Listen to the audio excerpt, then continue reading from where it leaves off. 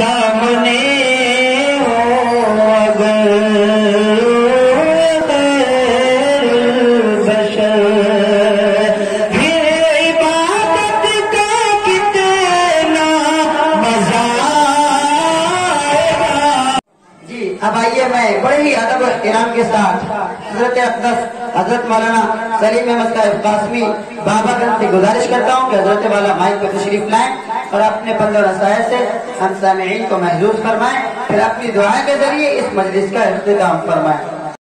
حضرات علماء کرام، بزرگوں اور دوستوں اور عزیز بھائیوں، ہم اور آپ کافی دیر سے مختلف موضوعات پر علماء کرام کی تقریر سماعت فرما رہے ہیں۔ حقیقت یہ ہے دوستو عزیزو، جو حضرت اقدس شیخ الحدیث حضرت مفتی محمد عبید اللہ صاحب دامت برکاتہ نے فرمایا اور ہم کو چونکا دیا کہ بہت سے لوگ ایسے ہیں جو سیرت کی ابتدائی باتوں سے ناواقف ہیں۔ یہ ہمارے لیے بہت ہی لمحے شکریہ ہے۔ دوستو عزیزو، یہ ربیع الاول کا مہینہ ہے اور یہ جلسہ تکمیل حفظ قرآن کی نسبت سے سجایا گیا ہے، اور ابھی آپ کے سامنے دو بچوں نے قرآن کی تکمیل کی ہے۔ دوستو عزیزو، آپ دعا کریں کہ اللہ تعالیٰ ان کو اور ان کے والدین اور ان کے اساتذہ کو ہر طریقے سے ایمان پر استقامت عطا فرمائے۔ دوستو عزیزو، یہ جلسہ اور یہ مجمع جو یہاں منعقد کیا گیا ہے وہ اللہ اس کے رسول کی نسبت پر ہے، قرآن کی نسبت پر یہ جلسہ منعقد کیا گیا ہے۔ دوستو عزیزو، دنیا کے اندر آپ دیکھتے ہیں اور غور کرتے ہیں کہ ہر آدمی کسی نہ کسی سے محبت کرتا ہے۔ باپ بیٹے سے محبت کرتا ہے، بیٹا باپ سے محبت کرتا ہے، بیٹی ماں سے محبت کرتی ہے، ماں بیٹی سے محبت کرتی ہے، عزیز و اقارب اپنے رشتے داروں سے محبت کرتے ہیں۔ دوستو عزیزو، پھر ایک سلسلہ چلا آتا ہے کہ ہر ایک سے آدمی محبت کرتا ہے، لیکن دوستو عزیزو، اس محبت کا نتیجہ اور انجام دنیا تک باقی رہے گا، اس کے بعد کچھ نہیں ہوگا۔ لیکن جو آدمی اللہ سے محبت کرے گا اور اللہ اس کے رسول کی اطاعت کرے گا، اس محبت کا دوستو عزیزو اچھا انجام دنیا میں بھی پائے گا۔ جن سے محبت ہو کسی طرح سے، باپ کو بیٹے سے فائدہ ہو رہا ہے اس لیے بیٹے سے محبت ہو، بیٹے کو باپ سے محبت ہے اس لیے کہ باپ سے فائدہ ہو رہا ہے۔ ہر ایک کو محبت کسی سے جو ہو رہی ہے وہ کسی غرض کی وجہ سے ہو رہی ہے، کسی فائدے کی وجہ سے ہو رہی ہے، اور وہ فائدہ دنیا ہی تک محفوظ ہے۔ لیکن جو اللہ اس کے رسول سے محبت کرے گا دوستو عزیزو، اس کا فائدہ دنیا میں بھی اپنے آنکھوں سے دیکھے گا اور آخرت میں بھی اپنی آنکھوں سے دیکھے گا۔ آپ غور کیجئے دوستو عزیزو، ایک مزنی قبیلے کے رہنے والے ہیں جن کا عبد العزیٰ نام تھا جاہلیت میں۔ انہوں نے حضور پاک علیہ السلام کی آمد کی خبر سنی اور ان کو یہ پتا چلا کہ نبی آخر الزماں پیدا ہو چکے ہیں۔ دوستو عزیزو، اور مدینے میں قیام کرتے ہیں ہجرت کے بعد، تو کہتے ہیں وہ روزانہ کسی راستے پہ کھڑے ہو جاتے تھے اور مدینے سے قافلہ جو آتا تھا تو آپ کے حالات معلوم کرتے تھے۔ جب محبت ہو جاتی ہے تو آدمی کو محبوب کے بغیر چین نہیں آتا ہے، اس کو نیند نہیں آتی ہے، اس کو قرار نہیں آتا، اس کو سکون نہیں آتا ہے۔ ایمان لا چکے تھے اور بچپن میں یتیم ہو چکے تھے، چچا کی کفالت میں رہتے تھے، چچا ان کی پرورش کرتا تھا اور پورا خاندان ان کے علاوہ کفر کے غلاظت میں پڑا ہوا تھا، اس لیے اپنے وہ ایمان کو چھپائے ہوئے تھے۔ لیکن دوستو عزیزو، عشق اور مشق بھی چھپائے نہیں چھپتا ہے۔ کہتے ہیں ایک بار اس کا چچا آقا کا ذکر کر رہا تھا کسی وجہ سے بھی، تو بڑی توجہ کے ساتھ سن رہے تھے۔ جب محبت ہوتی ہے تو آدمی توجہ سے سنتا ہے۔ اللہ اس کے رسول کی جب محبت ہوتی ہے اور اللہ اس کے رسول کا تذکرہ کیا جاتا ہے تو آدمی بہت توجہ سے سنتا ہے، اور جب محبت نہیں ہوتی ہے تو اس کو اکتاہٹ ہوتی ہے، اس کو پریشانی ہوتی ہے، اس کو بے چینی ہوتی ہے۔ وہ بڑی توجہ کے ساتھ سن رہے تھے تو چچا نے کہا کیا تم ایمان لا چکے ہو؟ انہوں ایمان لا چکا ہوں. بس اتنی بات تھی کہ چچا نے جب یہ بات سنی کہ میں ایمان لا چکا ہوں تو اس کے تیور بدل گئے، اس کا چہرہ بدل گیا، اس کی کیفیت بدل گئی. جو ابھی باپ کی طرح ان کو بیٹے کی طرح مانتا آتا ہے، اس کا چہرہ بدل گیا اور کہا یا تو تم ایمان سے پھر جاؤ یا ہمارے گھر سے چلے جاؤ، ہمارے گھر سے چلے جاؤ. تو کہنے لگے کہ یہ نشہ نہیں جسے کرسی اتار دے. اب چچا تو میں ایمان لا چکا ہوں، گھر سے نکل سکتا ہوں. کہتے ہیں جب گھر سے نکلنے لگے تو چچا نے وہ کپڑے اتروا لیے جسم سے. آپ دوست عزیزو اگر غیر کپڑا اتارے تو اتنی تکلیف نہیں ہوتی ہے، جب گھر والے کپڑے اتارے تو بڑی تکلیف ہوتی ہے. لیکن اللہ رسول کی محبت ان کے دل کی گہرائی میں جسم کے ریشے ریشے میں شرارت کر گئی تھی. انہوں نے کہا چچا یہ بھی منظور ہے لیکن ایمان سے بات نہیں آ سکتا. کہتے ہیں ان کے کپڑے اتارے گئے اور جب کپڑے اتارے گئے اور چلنے لگے تو ان کی ماں کی نظر پڑی تو ماں نے ایک چادر دے دیا اور کہا اس کے 2 ٹکڑے کر لینا، ایک کو اوپر اوڑھ لینا، ایک کو تہمت بنا لینا. اس لیے ان کو جل بجا بہن کہا جاتا ہے. 2 چادروں والے 2 چادروں والے. آپ غور کیجئے دوستو عزیزو، یہ ہے اللہ رسول کی محبت اور یہ ایمان. آج ہمارا ایمان اتنا ناقص ہو چکا ہے، اتنا کمزور ہو چکا ہے، اتنا ذوق پا چکا ہے کہ اللہ اکبر جب مؤذن آواز دیتا ہے کہ اللہ سب سے بڑا ہے اور مؤذن یہ کہتا ہے الصلاۃ خیر من النوم، اے سونے والے نماز نیند سے بہتر ہے، تو ہمارا ایمان اتنا کمزور ہو چکا کہ ہم کو چارپائی پر اٹھنے کا ہمارا نہیں کرتا کہ وہ اللہ کے گھر میں آ جائے. اس لیے علامہ اقبال نے کہا اس قدر تم پہ جوان صبح کی بیداری ہے، ہم سے کب پیار ہے ہاں نیند تم سے پیاری. اگر ہم سے پیار ہوتا تو میری آواز سن کر میرا منادی آواز دیتا ہے تم میرے گھر میں چلے آتے اور میرے سامنے تم اپنے سر کو ٹیک دیتے، سجدہ کرتے. تو حضرت عبداللہ ذو البجدین کہتے ہیں ان کو گھر سے نکالا گیا، چلتے رہے. رات کا وقت تھا، جب محبت ہوتی ہے اور کسی کا اشتیاق ہوتا ہے تو مسافت جلدی طے ہو جاتی ہے. کہتے ہیں چلتے رہے یہاں تک کہ مدینے پاک پہنچے اور اذان فجر کی ہو چکی تھی. انہوں نے نماز پڑھی اور نماز پڑھنے کے بعد میرے آقا کی عادت شریفہ تھی کہ آپ تشریف فرما ہوتے تھے اور کسی کے حالات کو معلوم کرتے تھے، کون بیمار ہے اس کی عیادت بھی کرتے تھے اور مسافر کوئی باہر سے آتا تھا اس کے حالات کو بھی معلوم کرتے تھے. یہ بھی بیٹھے ہوئے تھے اور ان سے پوچھا کہاں سے آئے ہو، تمہارا کیا نام ہے؟ کہا مدنی قبیلے سے آیا ہوں. تمہارا نام کیا ہے؟ انہوں نے کہا میرا نام عبد العزا ہے. تو آقا نے فرمایا نہیں تمہارا نام عبداللہ ہے، نام عبداللہ ہے. آپ نے عبداللہ ان کا نام رکھا دوست کو عزیزو. پھر انہوں نے اپنی پوری داستان بتائی کہ میرے ساتھ کیا ہوا، میرے کپڑے اتارے گئے. اے اللہ تو کتنا قدردان ہے جو تیرے لیے سب کو چھوڑتا ہے، اللہ اس کو اپنے گلے سے لگاتا ہے. دنیا والے کچھ بھی کسی پر فخر کرتے ہو اور کسی پر وہ جو ہے ہر طریقے سے فخر کرتے ہو، ناز کرتے ہو، لیکن ان کو ناز ہونا چاہیے جن کے دل میں اللہ اس کے رسول کی محبت. ان کے پاس کچھ بھی نہ ہو، جھوپڑی بھی نہ ہو، کچھ بھی نہ ہو. میں یہ کہنا چاہتا ہوں اس آسمان کے نیچے اور اس زمین کے اوپر قرآن اللہ کی سب سے بڑی نعمت ہے. اگر کسی کے پاس ہیرے جواہرات ہو اور کسی کے پاس سونے چاندی کے پہاڑ ہو اور اس کو سورج اور چاند بھی دے دیا جائے اور تمام بر آدموں کی اس کو حکومت مل جائے، لیکن اگر اس کے پاس قرآن نہیں ہے تو مخلوق کو اس کے پاس کچھ نہیں. اور اگر کسی کے پاس کچھ بھی نہیں ہے، کوئی دولت نہیں ہے، کھانے گھر کا سامان نہیں ہے، لیکن اس کے پاس قرآن کی دولت ہے تو وہ سب سے بڑا دولت ہے. سب سے بڑا دولت ان سے دوستوں جی. آپ غور کیجیے اور سوچیے. کہتے ہیں حضرت عبداللہ نے اپنی پوری داستان بتائی، آپ نے پوری داستان سنی. اس کے بعد انہوں نے کہا کہ اللہ کے رسول آپ دعا کر دیجیے مجھ کو شہادت کا مرتبہ مل جائے. تو آپ علیہ السلام نے اس وقت غزوہ تبوک کا موقع تھا دوستو عزیزو، اور اسی میں آپ نے ان کو بھیج دیا اور آپ نے دعا کی ان کے لیے. شہادت کے بہت سے درجے، اگر اللہ کی راہ میں کوئی چلا جائے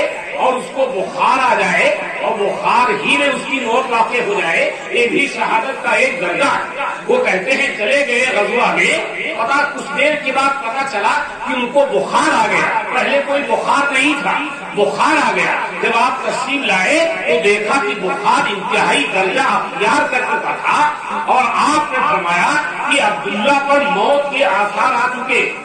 پھر اس کے بعد آپ غزوہ میں مشغول ہو گئے۔ کچھ دیر کے بعد پتا چلا کہ حضرت عبداللہ کا انتقال ہو گیا۔ آپ تشریف لائے اور کہا اپنے بھائی کے لیے قبر کا انتظام کرو، غسل کا انتظام کرو، جو میرے لیے کپڑے اتارے گئے تھے آج میری چاول ان کے لیے۔ آپ غور کریں دوستو جیزو، یہ دنیا کی لذت اور یہ دنیا کی افزائش اور یہ دنیا کا فائدہ اور یہ دنیا کا کمال کب تک باقی رہے گا؟ ایک دن آنکھ بند ہوگی، یہ سب ختم ہو جائے گا۔ جو کام آنے والی چیز ہے وہ دوستو جیزو ایمان۔ مجھے کہنے دیجیے کہ میرے آقا صلی اللہ علیہ وسلم بچپن میں جب ساری آئیاں آئی تھی، دودھ پلانے والی عورتیں مالدار لوگوں کے بچوں کو لے گئی، آپ ہی تنہا باقی بچے تھے۔ جو آتی تھی وہ پوچھتی تھی اس کا باپ ہے کہ نہیں، تو یہ کہا جاتا تھا یتیم ہے، تو وہ سوچتی تھی کچھ نہیں ملے گا، کچھ نہیں ملے گا، آپ کو لینے سے انکار کرتی تھی۔ حضرت حلیمہ آخر میں آئی، انہوں نے بھی سوچا اور غور کیا کہ اس کا باپ نہیں ہے کیا ملے گا، لیکن شوہر سمجھدار تھا، شوہر سے پوچھا تو شوہر نے کہا لے لو۔ تنہا کیوں واپس جاؤ گی، تنہا کیوں واپس جاؤ گی؟ ایک بہت بڑے بزرگ نے کہا کہ جس طرح آقا یتیم تھے اور دودھ پلانے والی عورتیں آپ کو لینے سے انکار کر رہی تھی، ایسے آج کے دور میں آپ کا لایا ہوا دین بھی یتیم ہو گیا، یتیم ہو گیا۔ ہمارے ہوتے ہوئے ایک دین آقا کا یتیم ہو جائے۔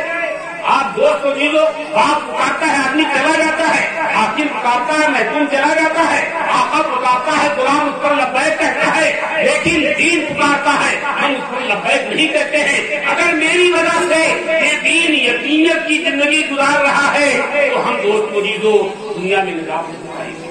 ظلم و ستم سے ہمارے اوپر ظلم و ستم کے پہاڑ توڑے جائیں گے۔ تو کہتے ہیں حضرت عبداللہ کو جب کفن دیا گیا اور آپ نے ان کو قبر میں اتارا تو قبر میں اتارتے ہوئے کہا اے اللہ میں عبداللہ سے راضی ہوں، آپ بھی راضی ہوں۔ یہ سب سے بڑی دولت ہے۔ وَرِضْوَانٌ مِّنَ اللَّهِ اکبر، اللہ کی تھوڑی رضامندی بہت بڑی چیز ہے۔ اللہ راضی ہو جائے، ہم نماز پڑھتے ہیں تاکہ اللہ راضی ہو جائے، ہم زکات دیتے ہیں تاکہ اللہ راضی ہو جائے، ہم حج کرتے ہیں تاکہ اللہ راضی ہو جائے، ہم صدقہ کرتے ہیں تاکہ اللہ راضی ہو جائے، ہم بھوکوں کو کھانا کھلاتے ہیں تاکہ اللہ راضی ہو جائے۔ اللہ کی رضا کے لیے پوری دنیا میں عبادتیں ہو رہی ہے، اور آقا فرماتے ہیں اللہ میں عبداللہ سے راضی ہوں، آپ بھی راضی ہو جائیں گے۔ تو حضرت عمر فاروق رضی اللہ تعالیٰ عنہ فرمایا کاش کی آقا آج میرا انتقال ہوا ہوتا اور آپ کے گود میں ہوتا اور آپ یہ کہتے اے اللہ میں عمر سے راضی ہوں، آپ بھی راضی ہو جائیے۔ اس لیے دوست کو جیزو، قرآن اللہ کی رسی ہے، جو اس کو مضبوطی سے پکڑے گا وہ یہاں بھی نجات پائے گا، وہاں بھی نجات پائے گا۔ اس لیے میں نے آیت پڑھی ہے وَاعْتَصِمُوا بِحَبْلِ اللَّهِ جَمِيعًا، تم اللہ کی رسی کو سب مل کر کے مضبوطی سے پکڑ لو۔ بقول علامہ شبیر احمد عثمانی کے یہ اللہ کی وہ رسی ہے چھوٹ تو سکتی ہے لیکن ٹوٹ نہیں سکتی۔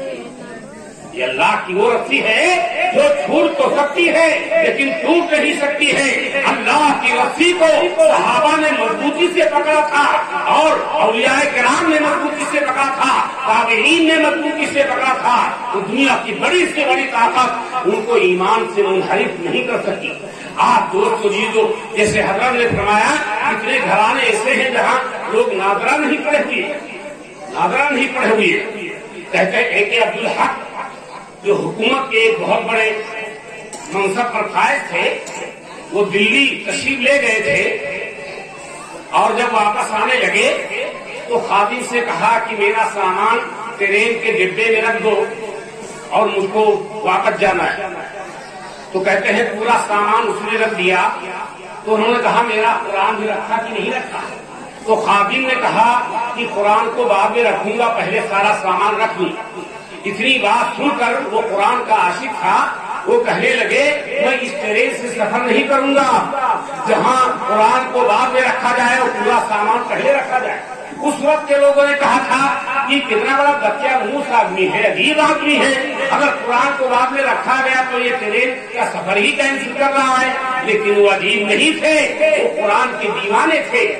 لوٹ آئے جتنے فرزانے گئے، آپ منزل صرف دیوانے ہی منزل تک گئے۔ آج بھی جو دیوانے ہوں گے اللہ اور کے رسول کے، وہی منزل تک پہنچیں گے۔ وہ کہتے ہیں سامان اتار لیا اور کہا دوسرے ٹرین سے میں سفر کروں گا۔ کہتے ہیں دوسرے ٹرین سے جب سفر کیا اور کلکتہ کے جب قریب پہنچے تو دشمنوں نے اس ڈبے میں بم رکھ دیا تھا جو پہلی ٹرین چھوڑا تھا۔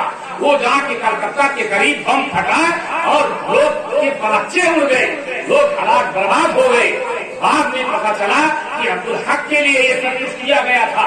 جب دوسرے ٹرین سے سفر کر کے وہ کلکتہ پہنچے تو ایک بہت بڑے میدان میں انہوں نے تقریر کی اور کہا ہے دشمنوں تم مجھ کو برباد کرنا چاہتے ہو، ہلاک کرنا چاہتے ہو، دیکھو اللہ کا کلام مجھ کو بچائے گا، اللہ کا کلام بچائے گا۔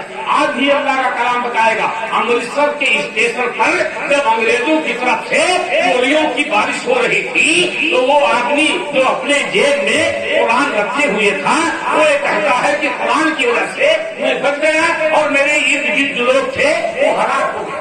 اس لیے دوستو نیزو اپنے گھروں کو قرآن سے سجاؤ، مردوں کو، عورتوں کو، بچوں کو قرآن کی تعلیم دو اور فجر کی نماز سے پہلے جب کوئی گزر جائے تو قرآن کی تلاوت کی آواز آئے، قرآن کی تلاوت کی آواز آئے۔ اس قرآن کو قیامت کے دن نوجوان کی شکل دی جائے گی اور یہ اللہ کے سامنے کھڑا ہوگا اور یہ کہے گا میں جن کے درمیان میں تھا وہ میری تلاوت کرتے تھے، وہ میرے مونس غمخوار تھے، میں ان کا مہمان تھا، انہوں نے میری مہمان نوازی کا حق ادا کیا، تلاوت کیا، اس کو احترام سے رکھا، اعزاز سے رکھا، آپ ان کو جنت میں بھیج دیجیے تو اللہ قرآن کی سفارش کو قبول فرما کر ان کو جنت میں بھیج دے گا۔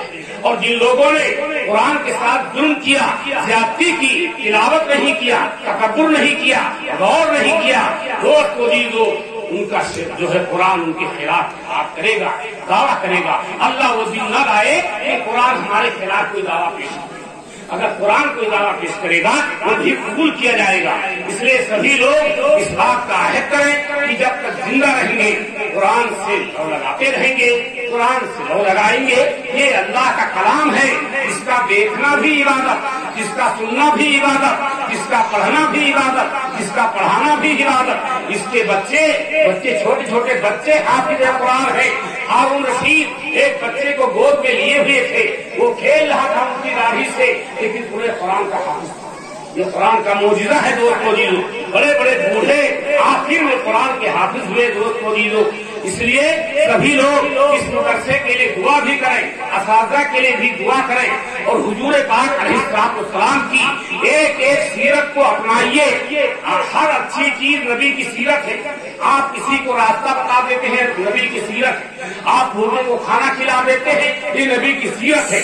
آپ ننگے کو کپڑا پہنا دیتے ہیں، یہ نبی کی سیرت ہے۔ نبی کی سیرت کو اپنائے گا، اس کو دیکھ کر لوگ کہیں گے یہ نبی کا غلام ہے، نبی کا غلام ہے۔ قاری صدیق صاحب رحمۃ اللہ علیہ نے وہ نعت کہی جو پہنچا حشر میں ثاقب، فرشتے سب پکار اٹھے، محمد کے غلاموں کا غلام آیا۔ اللہ ہم تمام لوگوں کو نبی کے غلاموں کا غلام بنائے، نبی کی سچی غلامی عطا فرمائے۔ غلام کی کوئی خواہش نہیں ہوتی ہے، غلام کی کوئی تمنا نہیں ہوتی ہے، غلام کی کوئی آرزو نہیں ہوتی ہے۔ ایک رئیس نے غلام خریدا اور اس سے کہا کیا کھائیے گا؟ اس نے کہا جو آپ کھلا دیجیے گا۔ کہاں رہو گے؟ جہاں آپ تجویز کر لیں گے۔ کہا کیا تمہاری کوئی تمنا خواہش؟ تو اس نے کہا میں غلام ہوں، میری ساری چیز غلام ہے، جو آقا کہہ دے وہی ہمارے لیے سرے تسلیم خم ہے، جو مزاج یار میں آئے۔ تو کہتے ہیں وہ رئیس کی آنکھ کھل گئی کہ چند ٹکے پر میں نے ایک غلام کو خریدا ہے، اس نے اپنی ساری خواہشات، ساری تمنائیں میرے سپرد کر دی اور میں کیسا نبی کا غلام ہوں۔ کی خواہشات کا بندہ بنا ہوا. اس لیے دوستو جی جو ہماری ماں بہنیں ہمارے جوان سب کے سب سوچیں کہ نبی کی غلامی میں میری زندگی گزرے اور نبی کی غلامی میں میری موت آئے. ہم بازار میں ہیں تو نبی کے غلام ہیں, ہم کھیت میں ہیں تو نبی کے غلام ہیں, ہم دکان پر ہیں تو نبی کے غلام ہیں, ہم جلوت میں ہیں تو نبی کے غلام ہیں, ہم خلوت میں ہیں تو نبی کے غلام ہیں. ہمارا کس سے معاملہ ہو تو وہ کہتے ہیں نبی کا غلام. کہتے خالد بن ولید رضی اللہ تعالیٰ عنہ عورت پکڑی گئی, بوڑھیا تھی, پکڑی گئی, آپ کے پاس پیش کی گئی جنگ کے میدان میں. تو حضرت خالد نے کہا تم یہاں کیسے آ گئی, کیوں آئی؟ تو کہا خالد میں راز نہیں بتاؤں گی. تو کہا بتا تو دو. کہا راز نہیں بتاؤں گی. اس کے بعد وہ کہنے لگی خالد تم جیسے عمر کے میرے بچے ہیں, راز بتا دو تم اس کو مار دو گے, مجھے قتل کر دو گے. تو خالد بن ولید رضی اللہ تعالیٰ عنہ نے جوش میں آ کر فرمایا کہ وہ لوگ ہوں گے جو کہہ کر کے پھر جاتے ہوں گے میں نبی کا سچا غلام ہوں, تم بتاؤ کہ کیا اس میں راز ہے. تو کہا تمہارے لوگوں نے ہمارے جوانوں کو بہت مارا, ہماری عورتیں سب بیوہ ہو گئی. تو حضرت خالد بن ولید نے کہا ان کے پاس بھی تو ہتھیار تھے, کیا وہ گٹھل ہو گئے تھے؟ ہمارے بھی ہتھیار تھے, ان کے بھی ہتھیار تھے. تو اس نے کہا کہ اللہ کی مدد تمہارے ساتھ تھی. تو کہا جس وجہ سے اللہ کی مدد ہمارے ساتھ ہے میں اسی کی تم کو بھی دعوت دیتا ہوں. تو اس نے جوڑا کھولا اور زہر کی پڑیا کھولا اور کہا زہر کی پڑیا لائی تھی, یہ زہر حلال ہے, جو ذرا سے پی لے گا اس کنویں سے سب کے سب برباد ہو جائیں گے. یہ دل میں پکڑی گئی. خالد بن ولید رضی اللہ تعالیٰ عنہ نے کہا تمہارا عقیدہ یہ ہے کہ زہر مارتا ہے اور میرے نبی نے فرمایا ہے خدا مارتا ہے, اور زہر کو انہوں نے پی لیا. بسم اللہ الذی لا یضر مع اسمہ شیء فی الارض ولا فی السماء وهو السمیع العلیم پڑھ کر اس کے بعد کہنے لگے اے میرے رب اب خالد کا امتحان نہیں ہے, تیرا امتحان. تو چاہے تو مجھے مار دے اور تو چاہے مجھے زندہ کر دے. کہتے ہیں جب تک زندگی باقی رہی زہر کا اثر نہیں ہوا. وہ ایمان پیدا کرو, وہ تقویٰ پیدا کرو, وہ استقامت پیدا کرو, وہ جذبہ پیدا کرو, وہ حوصلہ پیدا کرو. اس صحابہ رضی اللہ تعالیٰ عنہ نے یہ حوصلہ پیدا کیا تھا. دوستوں جی لو خبیب رضی اللہ تعالیٰ عنہ پھانسی کے تختے پر چڑھائے گئے, چاروں طرف سے تیروں کی بوچھاریں ہو رہی ہیں, برچھیوں نے جسم کو چھلنی کر دیا ہے, کئی قسطوں میں ان کو شہید کیا گیا.